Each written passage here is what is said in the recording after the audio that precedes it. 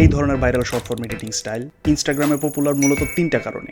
Number 1, clean design, যেটা কিনা instant ভিউয়ারদের অ্যাটেনশন হুক করে। নাম্বার 2, সিম্পল ডিজাইন, যেটা কিনা দেখতে খুব কমপ্লেক্স মনে হলেও আসলে খুবই beginner friendly. And number 3, smooth animation. আর আপনি যদি এই ধরনের প্রফেশনাল রিল এডিট করতে চান, তাও ক্যাপকাট দিয়ে, এই ভিডিওটা আপনার জন্য। চলেন ভিডিও শুরু করি। ওকে, টেক্সট সেন্টার্ড অ্যানিমেশন ক্রিয়েট করার জন্য প্রথমে আমি একটা হোয়াইট ব্যাকগ্রাউন্ড আমার স্ক্রিনে অ্যাড করে নিব। আর যেহেতু আমি ডিজাইনটাকে খুবই সিম্পল রাখতে চাচ্ছি, আমি কোনো ধরনের এক্সট্রা কোনো টেক্সট ব্যাকগ্রাউন্ড ইউজ করতেছি না। আমি জাস্ট ক্যাপকাটের যেই লাইব্রেরি আছে সেখান থেকে আমি একটা হোয়াইট টেক্সট ব্যাকগ্রাউন্ড নিয়ে নিলাম।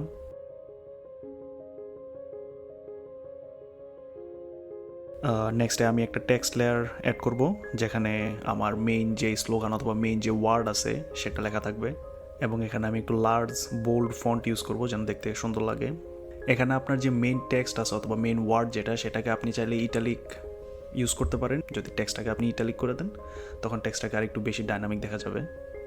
তারপর টেক্সটের স্ট্রোক এবং থিকনেস যেটা আছে সেটাকে আমি একদম 1 করে দিব।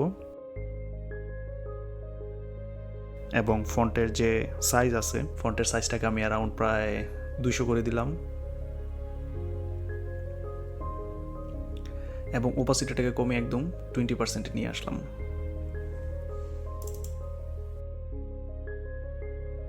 এখন আমি শ্যাডো ওভারলে অ্যাড করব।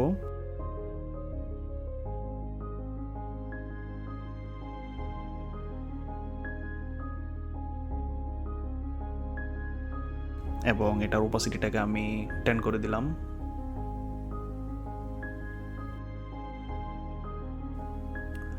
এখন আমার যে সাপোর্টিং টেক্সটগুলো আছে সেই টেক্সটগুলো আমি অ্যাড করব। যেমন আমার ব্যাকগ্রাউন্ড টেক্সটের উপরে আমি সাকসেস যে টেক্সটটা আছে সেটাকে আমি আবার অ্যাড করব। এবং সেখানে একটু বোল্ড ফন্ট দিয়ে দিলাম এবং কালারটাকে রেড করে দিলাম।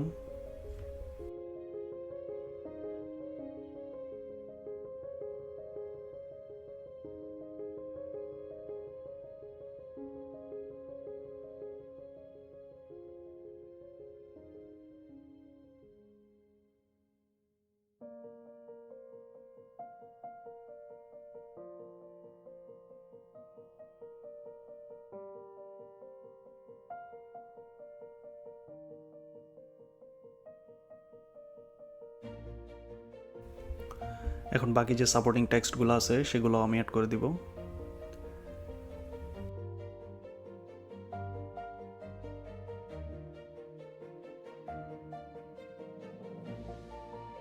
এবং এটার ফন্ট সাইজটাকে একটু কমাই দিলাম, যেন আমার সাকসেস যেই টেক্সটটা আছে, ওয়ার্ড যেটা আছে, সেটাকে যেন মেইন ফোকাসে থাকে। এখানে দিলাম দ্য কি টু সাকসেস। এবং বাদ বাকি টেক্সটের সাইজগুলোকে আমি একটু ছোট করে দিব, যেন মেইন ওয়ার্ডটা সেটা অলওয়েজ ফোকাসে থাকে সেজন্য। এবং এখানে দিয়ে দিলাম স্টার্টিং। ওকে, এখন আমার যে মেইন 3D কি অ্যানিমেশনটা আছে, 3D কি অ্যানিমেশনের যে ক্লিপটা, সেটা আমি টাইমলাইনে অ্যাড করব। যেহেতু আমার মেইন যেই ক্লিপটা আছে, কি অ্যানিমেশনের যে ক্লিপটা, সেটা যেহেতু লেন্থ একটু কম, তো সেক্ষেত্রে আমি স্পিড ট্যাবে যাব এবং ডিউরেশনটাকে আমি একটু বাড়াই দিব, 5 সেকেন্ড করে দিলাম। এখন আমাদের অ্যানিমেশন অলমোস্ট রেডি। এখন আমি আমার যে মেইন ক্লিপটা আছে, কি অ্যানিমেশনের যে ক্লিপটা, সেটা 3 সেকেন্ড বরাবর যাব এবং সেখানে একটা ট্রান্সফর্ম কি ফ্রেম নিব। জাস্ট স্কেল এবং রোটেশনটাকে আমি একটু অ্যাডজাস্ট করে নিলাম। আপনি চাইলে আপনার পছন্দ মতো জিনিসটাকে স্কেল অথবা রোটেশন যেটা আছে সেটার সাইজটা আপনি আপনার পছন্দ মতো নিতে পারেন। আমি এখানে স্কেলটাকে 90 করে দিলাম এবং রোটেশন যেটা আছে সেটাকে 10 করে দিলাম।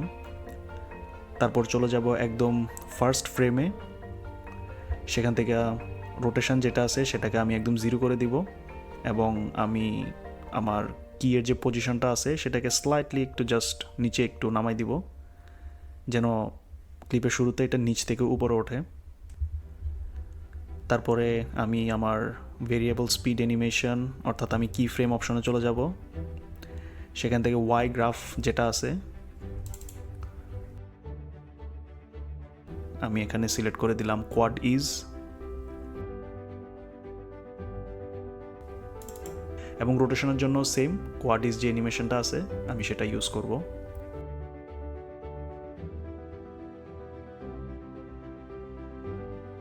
এখন আমি চলে যাব স্টিকার অপশনে এবং সেখান থেকে পেন টুল নিব। পেন টুল নেওয়ার পরে আমি জাস্ট একটা কার্ভ ড্র করব যেন জিনিসটাকে দেখতে আর একটু প্রিমিয়াম মনে হয়।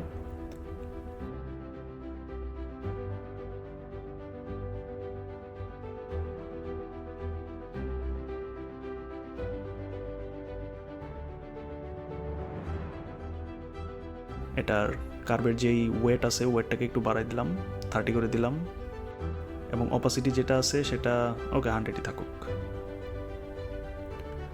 ওকে, এখন আমি কার্ভের স্কেলটাকে একটু বাড়াই দিই যেন পুরোটা কার্ভ না থাকুক, জাস্ট আমি চাই যে পুরোটা কার্ভ না থাকুক, জাস্ট কিছু একটা অংশ স্ক্রিনের মধ্যে থাকুক।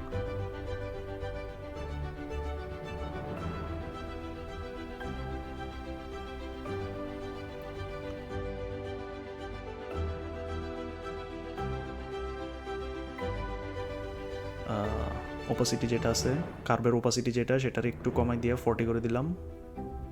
আমাদের অ্যানিমেশন কিন্তু অলমোস্ট রেডি। ওকে, এখন আমি চাইতেছি যে রিলসটা যখন স্টার্ট হবে তখন একটা জুম ইফেক্ট ক্রিয়েট হবে। সেটা করার জন্য আমি আমার কম্পাউন্ড ক্লিপের একদম ফার্স্টে একটা ট্রান্সফর্ম কি ফ্রেম নিলাম এবং চলে যাব 3 সেকেন্ড পরে। যাওয়ার পরে স্কেলটাকে আমি জাস্ট 120% করে দিলাম। এখন কি ফ্রেম অ্যানিমেশনের যে গ্রাফটা আছে সেটা ওপেন করব এবং এখান থেকে সিলেক্ট করে দিব কিউবিক ইজ। এখন আপনি দেখবেন যে কিউবিক ইজ সিলেক্ট করার পরে খুব সুন্দর একটা জুম ইফেক্ট ক্রিয়েট হয়েছে এখানে। বাস, আমাদের অ্যানিমেশন কিন্তু রেডি।